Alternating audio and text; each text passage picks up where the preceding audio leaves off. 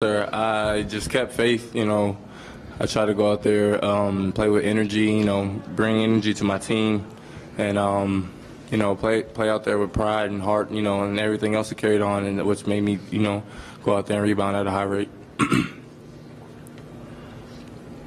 Okay, let's go on the right.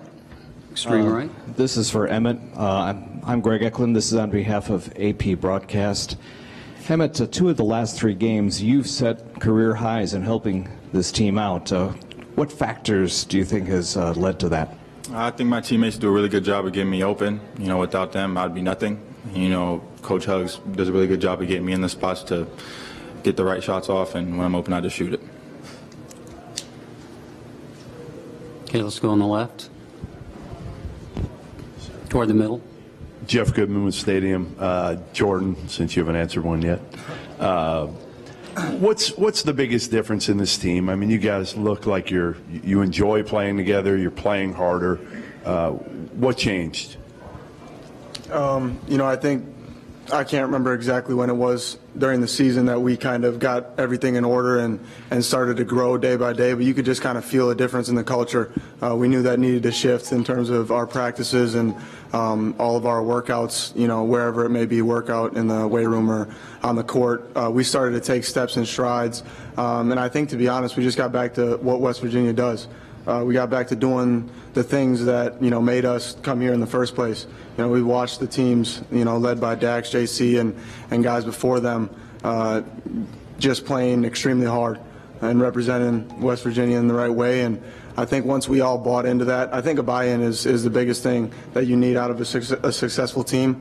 And I don't know if we had the buy-in early, but we figured that out, and I think that's really been a testament to our success here down the stretch. Okay, we'll stay here on this far right. Derek, coming off last night's game, obviously Texas Tech was rested coming into this. Was it adrenaline that kicked in the last 4 minutes, or what do you think held up for you guys? Yes, sir. I wouldn't necessarily say it was adrenaline, but I'll say, it has been a long season. So with that being said, we have been ups and downs, and we know how it felt to be down. So, when it's time to actually dig in, when in the trenches, you got to go out there with your brothers and, lock in and take the game over and no miscues and little mishaps. If you take care of those, everything else will fall into place. And, we were fortunate enough to come up with the W.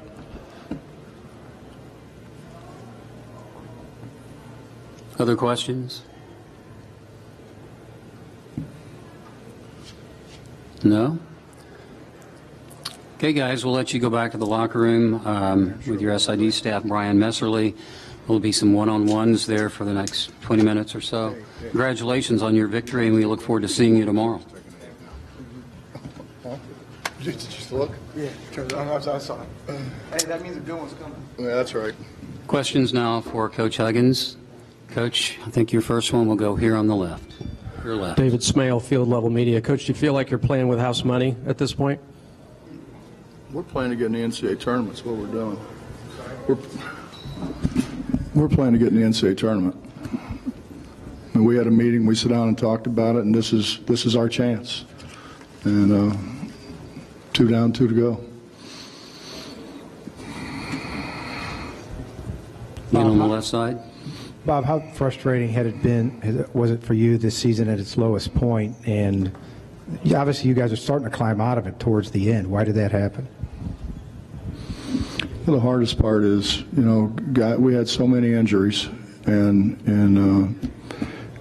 we basically lost 4 starters, and these guys have been great. I mean, they believe in what we're doing. They're incredibly coachable. They believe we can win, and it seems like every game somebody different steps up. Like Emmett stepped up today, Jermaine stepped up, Derek stepped up. It just seems like every game a different guy steps up, and we're guarding better.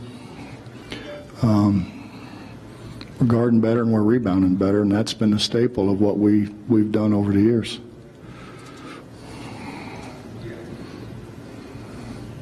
Okay, move back to the coach's right.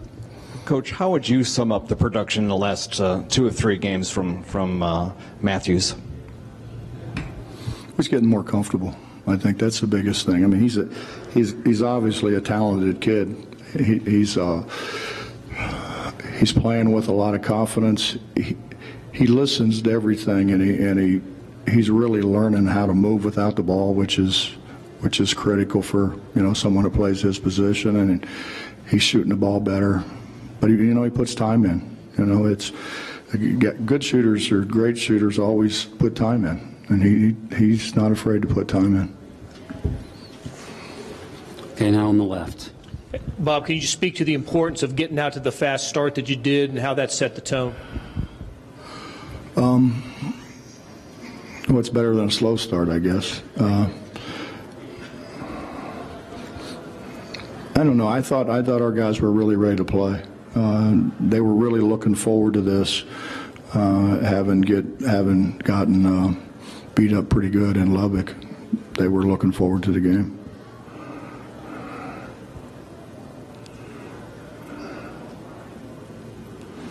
Any other questions for Coach Huggins?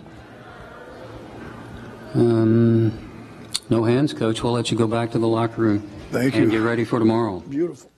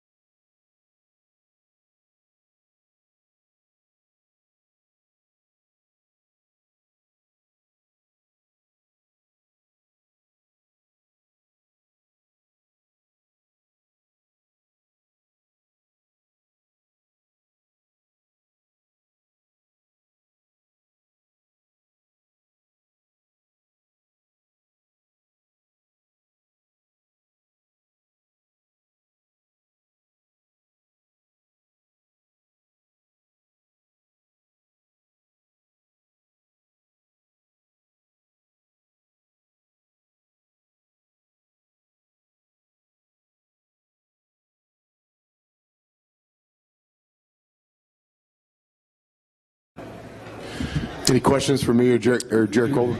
We're ready to begin with the Red Raiders from Texas Tech. Coach Chris Beard, student athlete with us, is Jarrett Culver. Coach, we'll go to you first for opening statement. Just to answer any questions you guys have. Okay, then let's go to questions for Jarrett, and we'll come back for Coach. Jarrett, first question on your left. Jarrett, could you speak to the team's slow start and how that you guys were playing from behind the whole game? Just what was the impact of the slow start?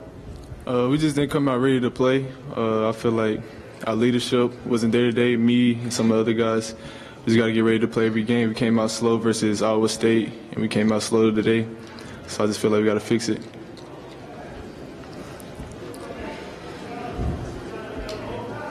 Other questions for Jarrett? Okay. Inside aisle, left side. Jared, I guess just what can you kind of learn from this adverse situation? I know Coach says you all can learn from that three-game winning streak or three-game losing streak, or I guess the one possession type deal that happened with y'all. What can you learn from this, and what do you take away from it? It's definitely a learning experience. We just got to come out better and play 40 minutes. We got to put 40 minutes together. Everybody got to come out and play hard. Just put it 40 minutes. Okay, all the way back on the TV riser. That 9-game winning streak, is this kind of a dose of reality for y'all as a team? It's definitely a learning experience. I feel like we can learn from it. I mean, losing hurts, but you learn from wins and losses.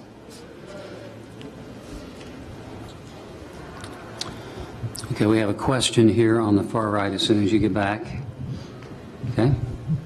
Jarrett, Greg Eklund, this is on behalf of AP Broadcast. Last 4 minutes, you're making your charge. They played last night. Did you feel that your fresh legs might have had an edge before the game was ultimately decided? I mean, in a way we did, but I mean, they came out ready to play. Credit to them. And they played hard, 40 minutes, so I mean, credit to them. Other questions for Jarrett? I don't really see any hands go up. Okay, Jarrett, I'll let you go back to the locker room with your SID, Wes Bloomquist. Thank you for coming, and good luck next week. Questions now for Coach Beard. Coach, on your left, extreme left outside. Two things, just the start and West Virginia's rebounding ferocity and how that kind of affected you guys early. Yeah, the story today is all about West Virginia. Give them credit. To say that we, I disagree with Culver to say we came out, we're not ready to play, this and that. It's disrespecting West Virginia. They played great. They've won 3 of their last 5. They've got a chemistry about them. Obviously, some addition by subtraction in their program. They've got guys that are playing with joy right now, and we were really concerned about this game. And in no way do we take them lightly. I mean, got a Hall of Fame coach and really good players. So I think the story today is West Virginia played great. Our game plan in this game was to try to rebound with West Virginia. In no way do we think we could out-rebound them. We wanted to be competitive on the boards. We worked on it for 3 straight days. Then we wanted to take care of the basketball, have a low turnover game. We did neither. So give West Virginia credit. They beat us. Coach, we'll go all the way back on the TV riser again. Emmett Matthews Jr., what made him so hard to stop today offensively? I can't hear you. Emmett Matthews Jr., what made him so hard to stop today offensively? The big thing is offensive rebounds. He created a lot of offense for himself by getting a lot of second chance points. He's a talented guy. West Virginia's playing loose right now. They're playing with a lot of confidence. Again, there's a joy to their team. I watched them play last night in person. And, I just told our guys, I think this is one of the hot teams in college basketball. Wouldn't surprise me if they won this tournament. Okay, now on the left, Coach's left. Coach, with Jarrett's last shot, was that the, I guess, what you had kind of mentioned or what you were looking for there? I guess what was the game plan going down the stretch with obviously that one possession game with West Virginia? I got a lot on my mind right now, so I don't want to be wrong, but you're talking about when they were up 3? The last Jarrett Culver shot. Yeah, I understand, Carlos. When they were up 3? Yeah. Okay, so in that time, you come down, it's always about time and score. If you can take the quick 2, you do. But I thought, one of our best players, the most valuable player in the Big 12, gets a relatively open look for 3. So I thought Jarrett made a good decision on that possession. I want him to take that shot.